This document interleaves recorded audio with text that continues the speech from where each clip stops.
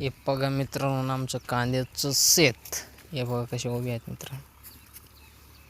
मोकार कांदा खाते आपल्या मेंढ्या मित्रांनो. बघा दुनिया सच्ची दुनिया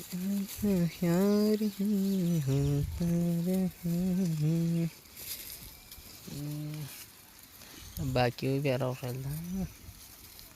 बघ ना, साधा कांदा पडी नाही भाऊ, मोकार कांदा पडले नाही. इकडं पण कांदा आहे भाऊ. हा नंबर 1 कांद्याचा आहे इकडं.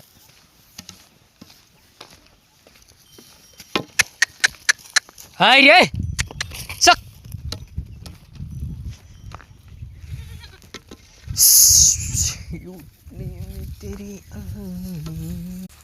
मित्रांनो, मेंढरांचा नाद करा, बाकी दुसरा काय असा नाद करू नका.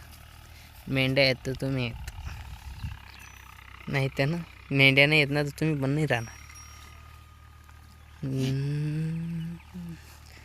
धनगर म्हणला फक्त मेंढरच, मेंढरावरच चालतं त्याचं वाटतं सर्व काम. मेंढ्या जर नाही राहत ना त्याचं काहीच चालू शकत नाही एवढं पुढं. आणि धनगर म्हणजे मेंढ्यांवर जीवन जगू शकतो. हे बाकीचे काय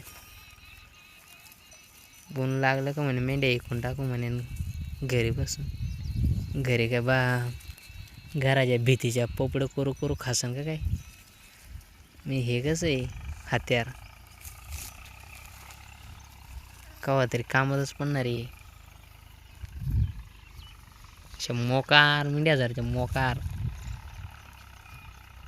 तुला खरं सांगू का मित्रांनो, हा वावर आहे ना मी बिना पैशाचं बिना ह्याचं चालवला मित्रांनो, बिना पैशाचं. ह्या बघून घ्या माझ्या मेंढ्या. कडक एंट्री आपल्या मेंढ्यांची मित्रांनो. आणि मी स्वतःच बघतो वावरं बिवरं. कोणी घरचे गुरशे कोणी बघायला येत नाही वाड्यामधले. फक्त मी एकटाच पाहतो मेंढर वाड्यामध्ये.